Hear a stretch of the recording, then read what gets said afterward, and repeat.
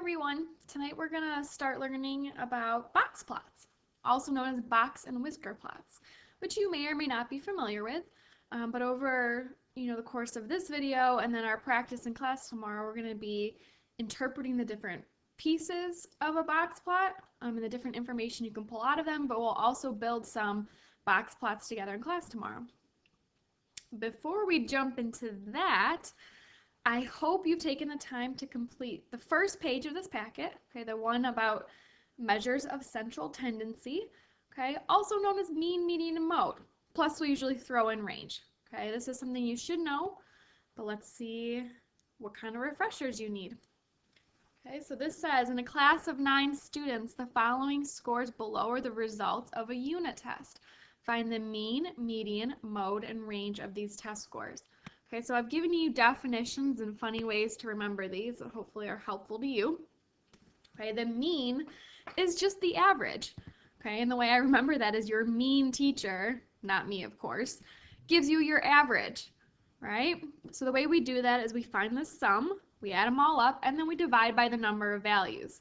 So in this case, there's 1, 2, 3, 4, 5, 6, 7, 8, 9 values. Okay, so we'll add them up, which hopefully you've already done, and you should get 772 divided by 9 values equals 85.7 repeating. Okay, that is your average.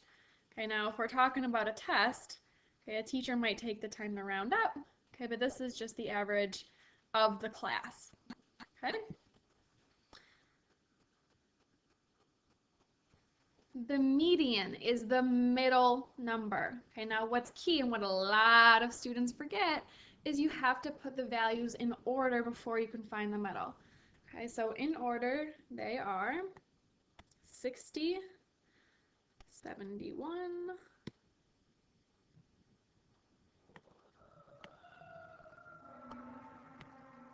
85, 89, 92, 92, 92, 95, 96.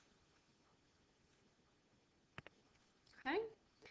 To find the middle, okay, well, first of all, if I know there's 9 numbers, okay, we know that's an odd number.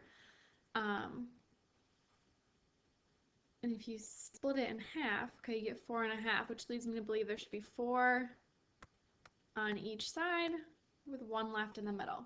Or I know a lot of people who slash 1 on this side, slash 1 on that side, slash 1 on this side, slash 1 on this side, until they get all the way to the center.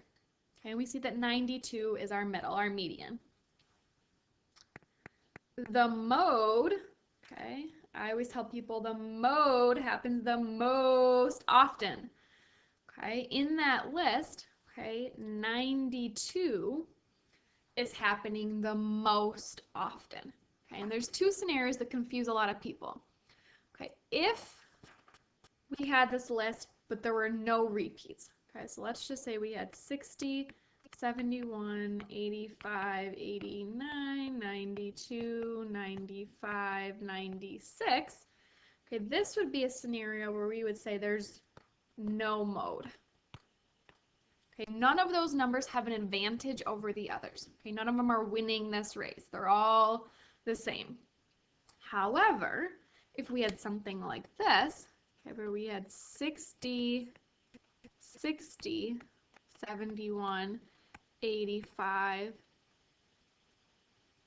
89, 92, 92, 95, 96, okay, what we're seeing in this case is that 60 happens twice, and so does 92. Okay, so what we would say in that case is they both have an advantage over the other numbers. They are both the mode. Okay, so those are the kind of tricky situations, but for the most part, mode is straightforward. And then lastly, we have our range, okay, which is the difference between the largest and smallest values. Okay, so the largest was 96 minus the smallest was 60. We get a range of 36. Please pause, rewind, rewatch, correct your paper, and then off to the next page.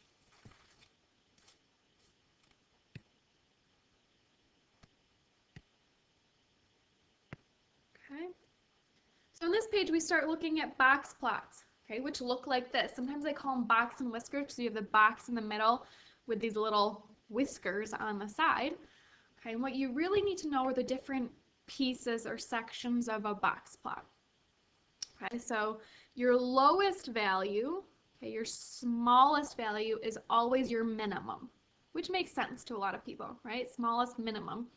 Biggest, highest is your maximum. Okay. Your first side of the box, okay, is your lower quartile, okay, quartile 1. Okay, and then in the middle, okay, remember our definition of median, it's a middle number, okay, that's your median, quartile 2. Okay, and then your upper quartile is quartile 3. Okay, so basically this is broken down into quarters, right? Your first quarter gets you to quartile 1. Your second quarter gets you to quartile 2. Your third quartile gets you to quartile 3. Okay, and then you have all the way up to your max.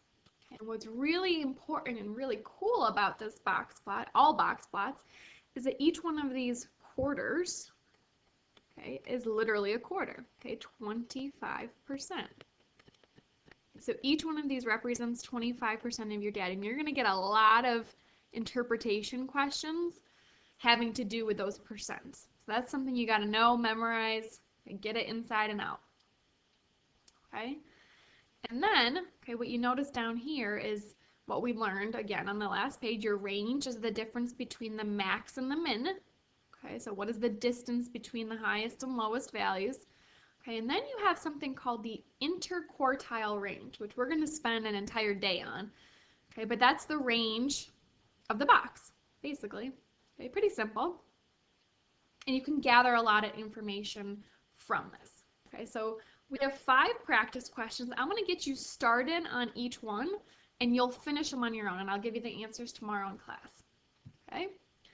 So this says, given the box plot shown below, which of the following represents the third quartile?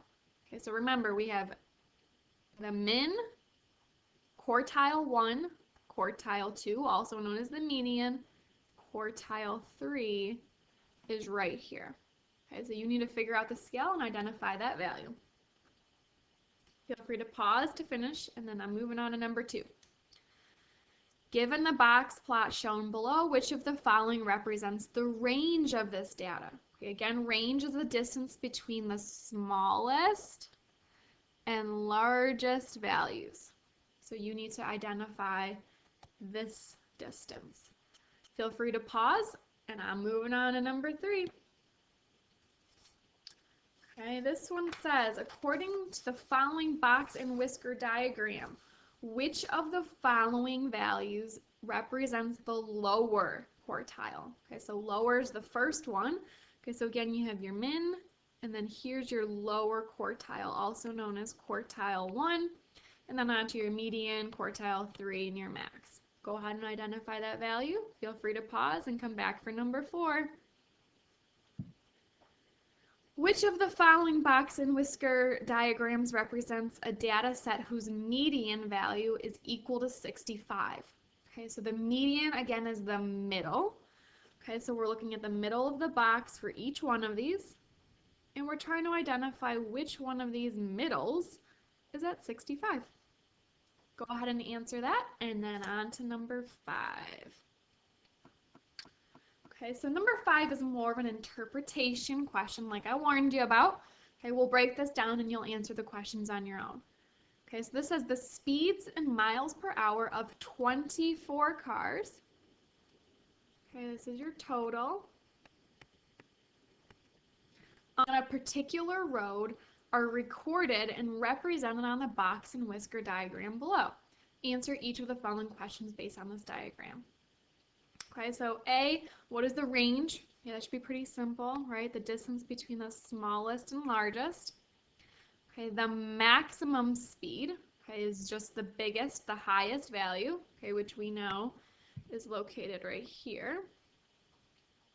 Okay, how many drivers drove between 30 and 42 miles per hour? This one is where it starts getting a little tricky. Okay, 30 miles per hour is here, 42 is here. So they want to know how many drivers fall in that range. Okay, well, we should know this represents 25% of our data, and this represents 25% of our data.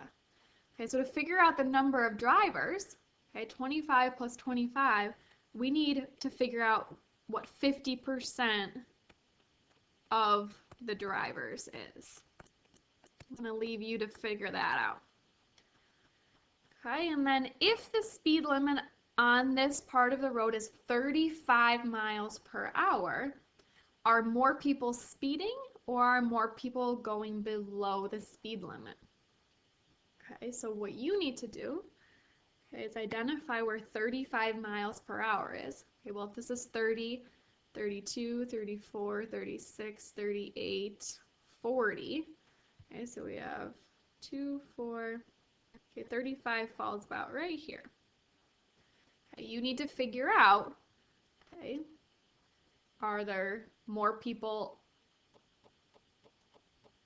do you have a greater percent of people driving above or below that value, basically? Okay, so take some time to finish. We'll go over them tomorrow. Feel free to rewind, rewatch. Good luck.